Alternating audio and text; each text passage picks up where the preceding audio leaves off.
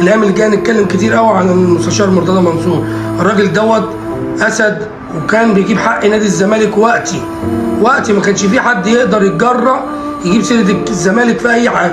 كان اللي يشتم نادي الزمالك كان بيشتمه باللي خلفوه. يعني دوت راجل زملكاوي اصيل اصيل اصيل اصيل، وعمل كتير في نادي الزمالك. طبعا هنتكلم فيه في الحلقات اللي جايه، تمام؟ ان احنا كلنا عايزين زي مرتضى منصور. ايام مرتضى منصور كانت احسن ايام الواحد كان بيشجع فيها نادي الزمالك.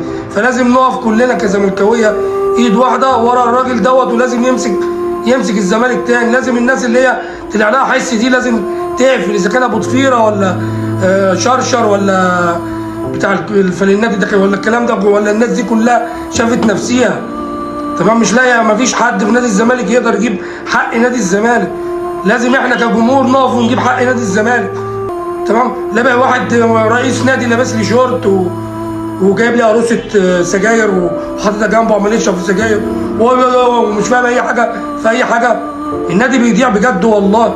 لازم كلنا نقف ايد واحده ورا نادي الزمالك، ونحكي الايام اللي جايه نحكي على مرتضى منصور عمل ايه في نادي الزمالك وخلاهم. ده كان بيقعدوا قدام القناه من الساعه، كان بيناموا من الساعه 8 ويقعدوا قدام القناه بالليل لحد الساعه 2 بالليل قدام قناه نادي الزمالك. كانت اعلى مشاهده في السوشيال ميديا. نعم احمد جمال فين الراجل دوت؟ اختفى عشان قال كلمتين هم اللي عاملين يشتموا علني دول. ايه نظامهم؟ ولا مفيش الا الزمالك؟ كلنا قاعدين بس مستنظرين الاعلان اللي جايه ايه والدنيا هتبقى ايه. انتظروني الايام اللي جايه هنتكلم عن مرتضى منصور.